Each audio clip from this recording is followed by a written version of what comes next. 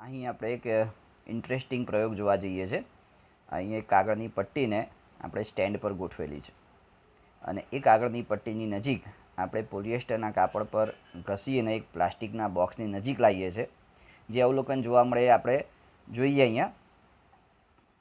હવે કાગળના પટ્ટી નજીક પ્લાસ્ટિકના બોક્સ લાવીએ છીએ તો અપાકર્ષણ થાય છે. કારણ એટલું જ છે કે પ્લાસ્ટિકના બોક્સ અને કાગળની પટ્ટી પર બંને પર એક સમાન વીજભાર ધન વીજભાર હોય છે, જેના કારણે અપાકર્ષણ થતું હોય છે. નમસ્કાર મિત્રો, આપણે વિદ્યુત પ્રકરણની શરૂઆત એક ઇન્ટરેસ્ટિંગ પ્રયોગથી કરી. એ પ્રયોગ દર્શાવે છે કે વાસ્તવમાં વીજભાર શું છે.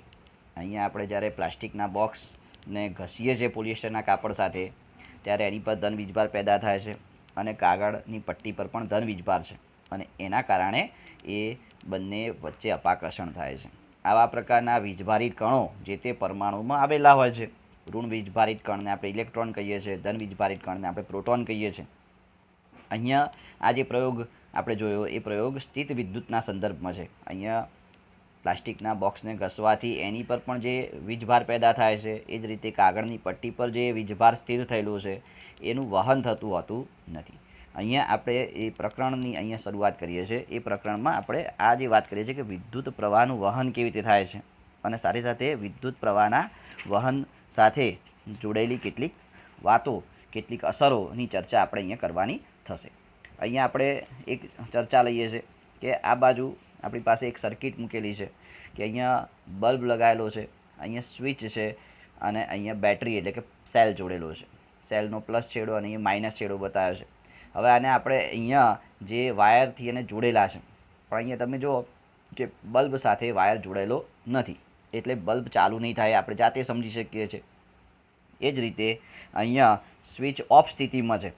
બલ્બ અને બેટરી સાથેનું વાયરિંગ કમ્પ્લીટ છે, પણ સ્વિચ ઓફ સ્થિતિમાં છે, એટલે અહીંયા પણ બલ્બમાં વિદ્યુત પ્રવાહ પેદા થશે નહીં. હવે આપણે આગળ ચર્ચા કરીએ કે અહીંયા ફરીથી એ જ સર્કિટ બતાવી છે કે અહીંયા બેટરી એટલે કે સેલ જોડેલો છે, બલ્બની સાથે વિદ્યુત પરિપથ જોડેલો છે અને અહીંયા આપણે સ્વિચ ઓન કરીએ છીએ એટલે જે પરિપથ છે, વિદ્યુત પરિપથ, એ કમ્પ્લીટ બનતો હોય છે કે એ રીતે વિદ્યુત પ્રવાહ એ અહીંયાથી પસાર થઈ, બલ્બમાંથી પસાર થઈ અને આખા પરિપથમાં પસાર થતો હોય છે. આ રીતે વિદ્યુત પ્રવાહના સતત અને બંધ માર્ગને વિદ્યુત પરિપથ તરીકે ઓળખાય. જે સ્વિચ ઓન અને ઓફની સ્થિતિમાં હોય છે, જ્યારે ઓન સ્થિતિમાં હોય ત્યારે એ આખો પરિપથ બંધ ગાળો રચે છે, જેના કારણે વિદ્યુત પ્રવાહ વહે છે. અને જ્યારે સ્વિચ ઓફ હોય એટલે કે જાણે કે અહીંયા આપણે એમ કહીએ કે સર્કિટ બ્રેક થઈ ગઈ હોય, એટલે કે વચ્ચેની બાજુ વાયર ખુલ્લા થઈ ગયા એવી સ્થિતિ સર્જાય અને એના કારણે વિદ્યુત પ્રવાહ વહેતો હોતો નથી. હવે વારંવાર પ્રશ્ન એવો થાય કે વિદ્યુત પ્રવાહનું વહન કેમ થાય છે. તો એના માટે આપણે એક આવું ઉદાહરણ ચર્ચામાં લઈ શકીએ કે અહીંયા આ એક પાણીની પાઇપ છે અને એ પાણીની પાઇપની અંદર પાણી ભરેલું છે. હવે આપણે એમ કહેવું હોય કે આ પાણીનો પ્રવાહ પેદા કરવો છે, એટલે કે પાણીને પાઇપમાંથી બહાર કાઢવી છે, તો ઘણી બધી રીતોનો ઉપયોગ કરી અને આ વસ્તુ કરી શકાય. કે કોઈ કહે સાહેબ અહીંથી ફૂંક મારીએ તો બહાર નીકળી શકે, કોઈ કહે સાહેબ આપણે આવી રીતે પાઇપને ઊંચી કરી દઈએ તો પણ પાણી એમાંથી બહાર નીકળશે. તો અહીંથી જ્યારે ફૂંક મારીએ છીએ તો એ સમયે અહીંયા દબાણ વધુ હોય અને અહીં દબાણ ઓછું હોય, એટલે એ રીતે બંને છેડા પર દબાણનો તફાવત પેદા થાય, એના કારણે પણ પાણી બહાર નીકળી શકે. અને અહીંયા આપણે શું કર્યું છે, તો આ બાજુના છેડાને ઊંચે લઈ ગયા, એટલે આ બાજુ જે સ્થિતિ ઉર્જા છે વધી ગઈ, જ્યારે આ બાજુનો છેડો નીચે છે જેની સ્થિતિ ઉર્જા ઓછી છે, એટલે બંને બાજુ ઉર્જાનો તફાવત પેદા થયો, એના કારણે પણ વિદ્યુત પ્રવાહ એ વહન થતો હોય. આપણે જે શરૂઆતમાં જે પ્રયોગ જોયો એ પ્રયોગની અંદર આપણે જોઈ ગયા એ પ્રમાણે જે સ્થિત વિદ્યુત છે, જે દર્શાવે છે કે જે તે કાગળ પર કે પ્લાસ્ટિકના બોક્સ પર સ્થિર વીજભાર પેદા થાય છે, એમાં કોઈ જાતનો આવો જે તફાવત છે બંને બાજુ ઉર્જાનો એ પેદા થતો હોતો નથી, એટલે ત્યાં વિદ્યુતનું વહન થતું નથી. અહીંયા વિદ્યુતનું વહન થાય છે એનું કારણ એટલું જ છે કે અહીંયા આપણે જે વાત કરીએ છીએ કે જે વાહક તાર હોય છે, એ વાહક તારના બંને છેડા બાજુ પણ આપણે તફાવત ઊભો કરીએ છીએ. એની ચર્ચા આપણે ચેપ્ટરમાં આગળ કરવાની છે. તો હવે અહીંયા જે વાત કરીએ છીએ કે વિદ્યુત પરિપથમાં જે ધાતુના તાર છે એમાંથી ઇલેક્ટ્રોનનો પ્રવાહ પેદા કરવામાં આવે છે અને જેને વિદ્યુત પ્રવાહ તરીકે ઓળખાય છે. એટલે જેમ અહીંયા આપણે પાણીના પ્રવાહની વાત કરી, એમ વાહક તારમાં જે ઇલેક્ટ્રોન છે એ ઇલેક્ટ્રોનનો પ્રવાહ અહીંયા પેદા થાય. એટલે કોઈ વળી એવો ટીખળ કે સાહેબ આપણે વાયરના આવી રીતે દોઢો કરી દઈએ તો એમાંથી પણ વિદ્યુત પ્રવાહ પેદા થાય. વિદ્યુત પ્રવાહ પેદા કરવા માટે આપણે વીજભારિત કણોનો પ્રવાહ પેદા કરવાનો છે અને એના કારણે એમાં વીજભારના પરિબળોનો ઉપયોગ કરવો પડે. એટલે એને ખાલી વાયરને આવી રીતે ઊંચો કરવાથી કંઈ એમાંથી ઇલેક્ટ્રોન બહાર પાણીની જેમ બહાર નથી આવી જવાના, કારણ કે એ વીજભારી જ છે. એટલે એના માટે આપણે અલગ પ્રકારની ગોઠવણ વિચારવી પડે. એટલે અહીંયા આપણે એક વસ્તુ જાણવાની જરૂર છે કે વિદ્યુત પ્રવાહ એ વાસ્તવમાં શું છે. તો વિદ્યુત પ્રવાહ એ ઇલેક્ટ્રોનનો પ્રવાહ છે કે જેમાં બંને છેડા બાજુ ઉર્જાનો તફાવત જુદો જુદો લગાડવાથી બેટરી વડે લગાડી શકીએ છીએ, બરાબર, રાસાયણિક પ્રક્રિયા વડે લગાડી શકીએ છીએ. તો એ રીતે જે ઉર્જાનો તફાવત લગાડવાથી અહીંયા એક છેડા બાજુ ઉર્જા વધુ જાય, એક બાજુ ઉર્જા ઓછી થાય, એટલે ઇલેક્ટ્રોનનો પ્રવાહ આપણને અહીંયા જેમ પાણીનો પ્રવાહ મળ્યો હોય તે વાહક તારમાં ઇલેક્ટ્રોનનો પ્રવાહ પ્રાપ્ત થાય. હવે અહીંયા આપણે વિદ્યુત પ્રવાહને વ્યાખ્યાયિત કરવા માંગીએ છીએ કે વિદ્યુત પ્રવાહ એટલે શું, તેનું સૂત્ર અને એકમ લખો, તેનું માપન કઈ રીતે થાય છે. તો વાહક તારના આડછેદમાંથી, એટલે ઘણાને એવું સમજના આપણે કે આડછેદ એટલે શું. તો અહીંયા માન લો કે આ વાહક તાર છે, તો આ વાહક તાર જે છે એ વાહક તારનો આ જે રાઉન્ડ ભાગ છે, આ જે એકલો રાઉન્ડ ભાગ, ખાલી ઉપરનો ભાગ આખો નહીં, આ ઉપરનો ભાગ જે છે એને આડછેદ કહેવાય. આ ભાગમાંથી એ એકમ સમયમાં કેટલા પ્રમાણમાં વીજભારનો જથ્થો પસાર થયો એને આપણે વિદ્યુત પ્રવાહ તરીકે ઓળખી શકીએ. આપણે એમ વિચારી શકીએ કે કોઈ એક બારણું છે અને એ બારણામાંથી જે છોકરીઓ છે એ પાણી ભરી અને માટલા સાથે પસાર થાય છે. તો આપણે ગણવાનું છે કે એક સેકન્ડમાં કેટલી બહેનો છે કે જે પાણીનું માટલું લઈ અને એમાંથી પસાર થઈ છે. બહેનો છે ઇલેક્ટ્રોન છે અને એની પર પાણીનું માટલું છે એ વીજભાર છે. તો એ કેટલો જથ્થો પસાર થયો, ભાઈ એક બેડું, બે બેડા, ત્રણ બેડા પાણીનો જથ્થો પસાર થયો. તો એકમ સમયમાં માન લો કે 4 બેડા પાણીના પસાર થયા, તો એ વખતે આપણે એમ કહી શકીએ કે 4 એકમ વીજભાર પસાર થયો એમ ગણી શકાય. એટલે વાહક તારના આડછેદમાંથી એકમ સમયમાં પસાર થતા વીજભારના જથ્થાને વિદ્યુત પ્રવાહ કહે છે. હવે આ વિદ્યુત પ્રવાહનું સૂત્ર શું થાય. તો વિદ્યુત પ્રવાહ બરાબર પસાર થતો વીજ જથ્થો ભાગ્યા લીધેલો સમય. જો વ્યાખ્યા, ફિઝિક્સની જે વ્યાખ્યાઓ છે એ સૂત્ર પરથી આરામથી આવડી જાય. આપણે અહીંયા લીધેલો સમય એટલે લીધેલા સમયને આપણે એકમ સમય લઈએ છીએ.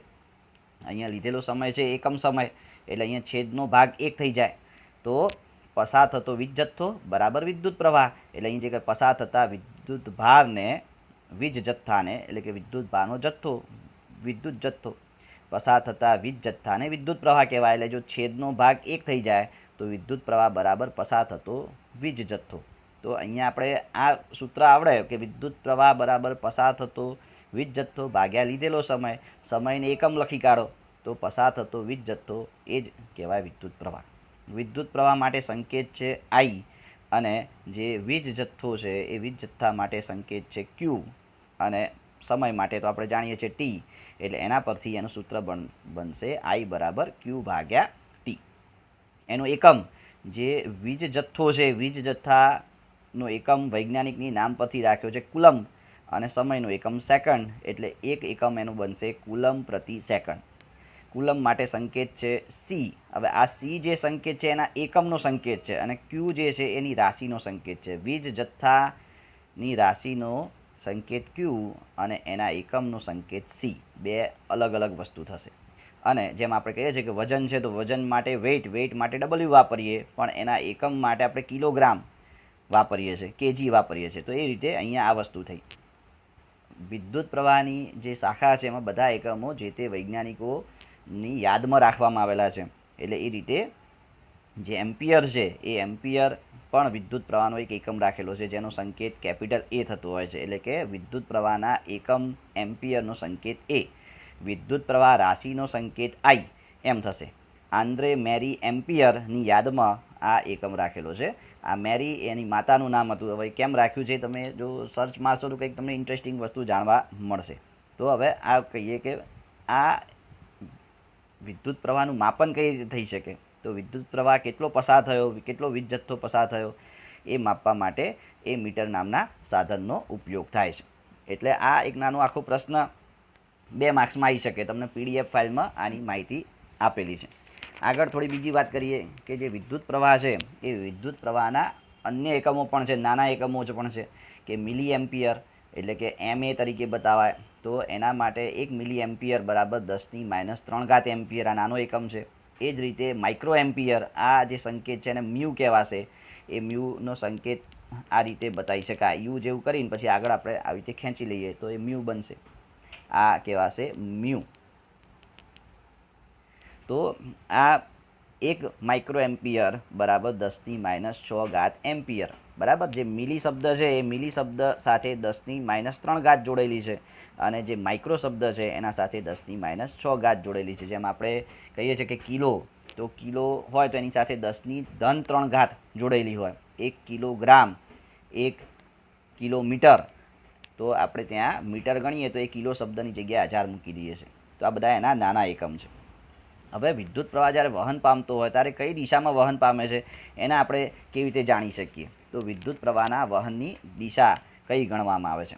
જ્યારે વિદ્યુત પ્રવાહ અંગેના પ્રયોગો શરૂ થયા ત્યારે વિદ્યુત પ્રવાહના સંદર્ભમાં અલગ અલગ પ્રકારના ગુણધર્મો શોધવાનો પ્રયત્ન થયો.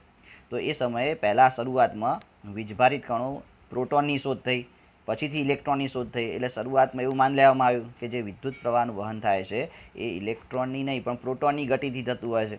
અને પ્રોટોનની ગતિ એટલે કે ધન ધ્રુવથી ઋણ ધ્રુવ તરફની થતી જોવા મળે છે. એટલે જે રૈવાજિક વિદ્યુત પ્રવાહ છે એની દિશા ધન ધ્રુવથી ઋણ ધ્રુવ તરફની જોવા મળતી હોય છે. પણ પછીથી એવું સંશોધન થયું કે ઇલેક્ટ્રોન એ ગતિ કરે છે, પ્રોટોન તો કેન્દ્રમાં સ્થિર થયેલા છે. એટલે પછીથી આધુનિક રીતે એવું નક્કી થયું કે ઇલેક્ટ્રોનની ગતિની દિશા એ ઋણ ધ્રુવથી ધન ધ્રુવ તરફની હોય છે. એટલે અહીંયા આપણે પરિપથમાં એમ બતાવવું હોય કે ઇલેક્ટ્રોનનો પ્રવાહ કઈ દિશામાં જોવા મળે, તો ઇલેક્ટ્રોન ઋણ વીજભારિત હોય એટલે એની ગતિની દિશા ઋણ ધ્રુવથી ધન ધ્રુવ તરફની હોય. એટલે ઇલેક્ટ્રોનનો ગતિમાર્ગ આવો આવશે કે ઋણ ધ્રુવથી ધન ધ્રુવ તરફ. અને જે પ્રોટોનનો ગતિમાર્ગ છે એ પ્રોટોનનો ગતિમાર્ગ એટલે કે રૈવાજિક વિદ્યુત પ્રવાહની જે દિશા છે એ રૈવાજિક વિદ્યુત પ્રવાહની દિશાને આઈ વડે બતાવાય, જેની દિશા પ્લસથી માઇનસ તરફની હોય. એટલે જે રૈવાજિક વિદ્યુત પ્રવાહ એમ કહેવામાં આવે કે નિયમ પ્રમાણેનું વિદ્યુત પ્રવાહની દિશા કઈ લેવામાં આવે છે, તો ધન ધ્રુવથી ઋણ ધ્રુવ તરફની. અને ઇલેક્ટ્રોનની ગતિની દિશા વિદ્યુત પ્રવાહના વહન દરમિયાન ઇલેક્ટ્રોન કઈ દિશામાં વહન પામે છે, તો એ ઋણ ધ્રુવથી ધન ધ્રુવ તરફનું વહન પામતો હોય છે. આપણે આગળ વાત કરીએ એ પ્રમાણે કે જે ઇલેક્ટ્રોન છે, ઇલેક્ટ્રોન કેટલો વીજભાર ધરાવે છે, એક ઇલેક્ટ્રોન પર કેટલો વીજભાર છે, તો આ એક આંકડાકીય માહિતી થઈ. એક ઇલેક્ટ્રોન પરનો વીજભાર 1.6 × 10⁻19 કુલમ્બ છે. આટલો વીજ જથ્થો એક ઇલેક્ટ્રોન ધરાવે છે. આપણે હમણાં એક રૂપક ઉદાહરણ જોયું કે છોકરી હોય અને એના માથે ઘડો ભરેલો હોય, તો એ ઘડામાં કેટલું પાણી ભરેલું હોય, તો ઇલેક્ટ્રોન રૂપી એ છોકરીના માથા ઉપર જે પાણી ભરેલો ઘડો હોય એની અંદર 1.6 × 10⁻19 કુલમ્બ વીજ જથ્થો હોય. હવે આપણે એમ થાય કે એક કુલમ્બ વીજ જથ્થો જ્યારે વહન પામે તો કેટલા ઇલેક્ટ્રોનનું વહન થયું ગણાય. તો આપણે એને આવી ગણતરી મારી શકીએ આ રીતે કે 1.6 × 10⁻19 કુલમ્બ વીજ જથ્થો હોય તો એનો મતલબ એવો થયો કે એક ઇલેક્ટ્રોન પસાર થયો ગણાય. તો એક કુલમ્બ વીજ જથ્થો પસાર થાય તો કેટલા ઇલેક્ટ્રોન પસાર થયા ગણાય. તો આને આપણે 1 × 1 અને ભાગાકારમાં 1.6 × 10⁻19 રાખીએ. થોડું સાદું રૂપ આપીએ, આ ધન ઋણ ઘાત છે એને ઉપર લઈ જઈએ તો ધન ઘાત થઈ જશે. અને અહીંયા આપણે 1.6 પોઈન્ટ કાઢી નાખીએ તો ઉપર 10 મૂક્યા. હવે એમાં થોડું સાદું રૂપ આપીએ તો 5/8 આવશે અને ગુણ્યા 10⁻19 આવશે. અને એને આપણે પોઈન્ટમાં ફેરવીએ, પોઈન્ટમાં ફેરવા સરળ છે. જે 5/8 છે એમાં 8ને આપણે 125થી ગુણીએ એટલે નીચે 1000 આવી જશે અને ઉપર પણ 125 ગુણીએ એટલે અહીંયા 625/1000 મળે. એટલે મતલબ કે 0.625 ગુણ્યા 0.625 ગુણ્યા 10⁻19 થઈ જશે. અને એને આપણે પછી થોડુંક ફેરફાર કરીએ 6.25 × 10⁻18 એટલે 6.25 ગુણ્યા 10⁻18 ઇલેક્ટ્રોન આપણને મળે. એટલે કે એક કુલમ્બ વીજ જથ્થો પસાર કરવા માટે 6.25 ગુણ્યા 10⁻18 ઇલેક્ટ્રોનની જરૂર પડે. હવે અહીંયા એકમ એમ્પિયર એટલે કે 1 એમ્પિયર વીજ જથ્થો ક્યારે પસાર થયો ગણાય. તો આપણે એનું સૂત્ર જો યાદ રાખીએ તો ખબર પડે કે I = Q/T. એટલે કે જો 1 સેકન્ડમાં આડછેદમાંથી 1 કુલમ્બ જેટલો વીજ જથ્થો પસાર થાય તો આ 1/1 એટલાનો જવાબ આવશે 1 એમ્પિયર. વાહક તારના આડછેદમાંથી 1 સેકન્ડમાં 1 કુલમ્બ વીજ જથ્થો પસાર થાય તો તેને 1 એમ્પિયર વીજ પ્રવાહ પસાર થયો એમ ગણી શકાય.